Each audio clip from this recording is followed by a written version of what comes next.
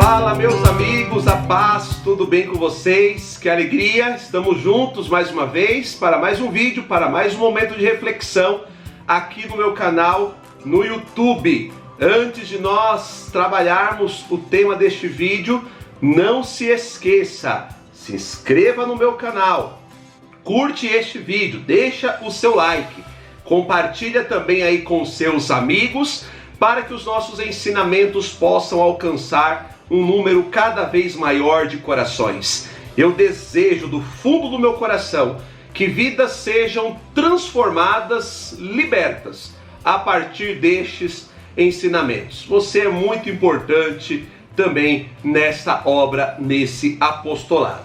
Nós vamos hoje falar sobre vida de oração.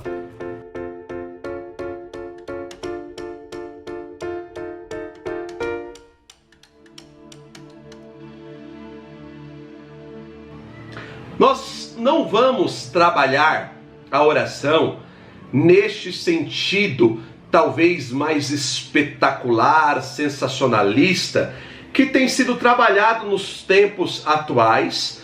E não que a oração ela não tem este poder, gente, mas eu creio que nós não podemos discipular o nosso povo a buscar ali a oração somente quando precisam, somente quando tem ali uma causa específica que precisam de uma ação, de uma intervenção da parte de Deus.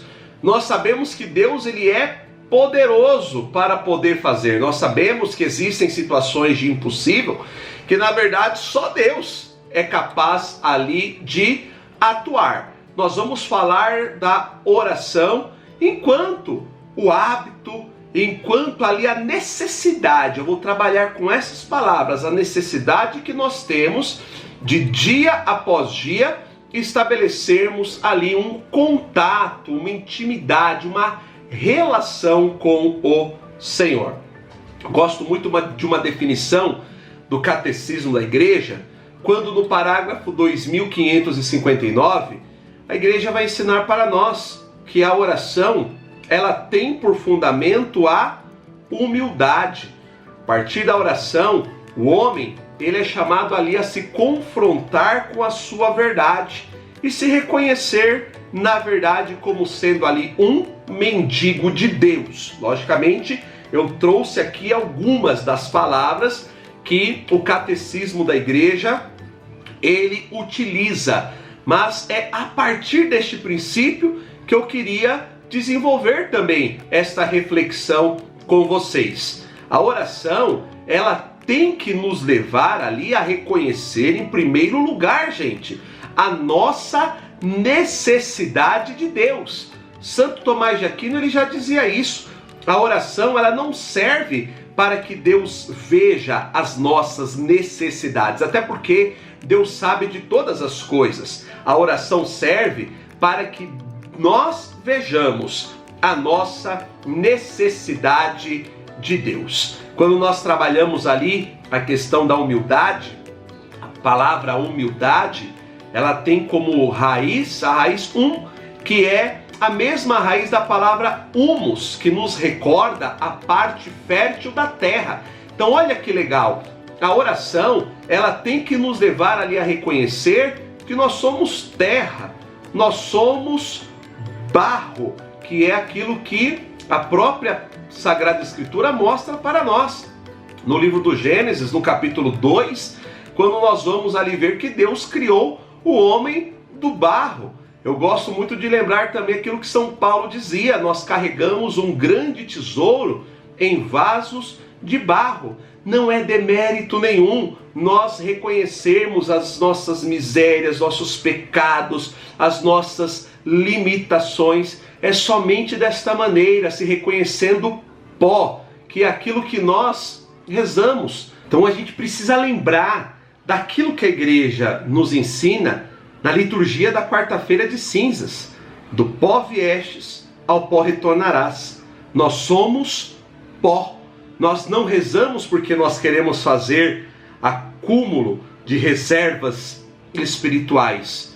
Nós nos colocamos na presença de Deus em oração porque nós reconhecemos a nossa miséria, a nossa limitação, o quão necessitado e o quão dependente de Deus nós somos. Por isso que nós buscamos estar na presença de Deus em oração. Aqui, queridos, nós conseguimos entender o porquê que a oração ela não pode se restringir simplesmente a um específico momento onde nós temos causas específicas que nós queremos ali pedir para Deus. Nós precisamos fazer da nossa vida uma oração. Para isso, nós precisamos também reaprender a rezar. Quero colocar desta maneira. Na carta de Tiago, capítulo 4, versículo 3, ele diz: muitas vezes não recebeis de Deus o que pedis, porque pedis mal. Ou seja, ele já está trabalhando uma problemática que era uma problemática da sua comunidade, que são problemáticas das nossas comunidades também neste tempo. Nós desaprendemos a rezar. Então, nós vamos partir do ponto que precisamos entender que a oração ela é um diálogo. Gente, se a oração é um diálogo, ela é uma conversa entre duas pessoas. Então não é um só falando e o outro só escutando. Um fala, o outro escuta, depois o outro também vai falar e, consequentemente, a outra parte também ali, depois de ter falado, também vai fazer a sua escuta. Isso é fundamental na oração. Ou seja, nós falamos a Deus, mas também há um momento em que nós precisamos silenciar para que Deus possa falar ao nosso coração. São Pedro Julião Aimar, ele tem uma frase que eu gosto muito. Ele dizia assim: o silêncio é o maior hino de adoração a Deus. Olha que interessante. Além de ser o maior hino de adoração a Deus, é a oportunidade também que nós temos para poder escutá-lo, para poder ouvi-lo. Deus fala das mais diversas formas e maneiras. Ele fala na Sagrada Escritura, porque ela é uma expressão da palavra de Deus, mas a Sagrada Escritura ela não limita ali a fala de Deus. São Tomás More, ele dizia: nós precisamos estar atentos aos sinais de Deus. Ou seja, Deus fala de outras formas e de outras maneiras. Mas acontece, queridos, que nós temos encontrado nos tempos atuais sérias dificuldades em ouvir o Senhor. Na verdade, isso é bíblico. Nós poderíamos aqui lembrar, por exemplo, de Samuel, que quando estava lá sendo chamado por Deus, ele tem dificuldade de reconhecer a voz de Deus, tanto que ele vai até Eli para perguntar: foi você que me chamou? E ele vai dizer: não, não fui eu. E depois de 3 vezes é que ele vai ali entender: opa, quem está me chamando é o Senhor. Posso lembrar aqui também o próprio profeta Jonas. Não que ele tivesse uma dificuldade ali de escutar ou de ouvir o Senhor, mas ele também mostra que muitas vezes nós somos também muito seletivos naquilo que nós entendemos como palavra de Deus. Nós só achamos que é palavra de Deus aquilo que é conveniente e agradável aos ouvidos humanos. Deus mandou ele ir para Nínive e ele não queria ir para Nínive. Era Deus ali chamando, mas ele estava também rejeitando a palavra de Deus. Como não lembrar, por exemplo, também os próprios discípulos de Jesus, naquele episódio do Evangelho em que o barco estava em alto mar, que Jesus está ali caminhando sobre as águas e eles não reconhecem Jesus, eles pensam que é um fantasma. Inclusive eu gosto muito desse texto, porque ele mostra para nós que muitas vezes estar na igreja não é estar na presença de Deus. Ou seja, podemos achar ali que caminhamos com Deus porque estamos na igreja, mas muitas vezes nós não sabemos ali reconhecer o Senhor. Então nós precisamos também ter esta docilidade, esta sensibilidade de entender que Deus fala de muitas formas e de muitas maneiras, independente da nossa dificuldade de escutá-lo, independente também de muitas vezes nós sermos ali seletivos naquilo que nós absorvemos também como palavra de Deus. Por isso o discernimento ele é fundamental dentro desse sentido.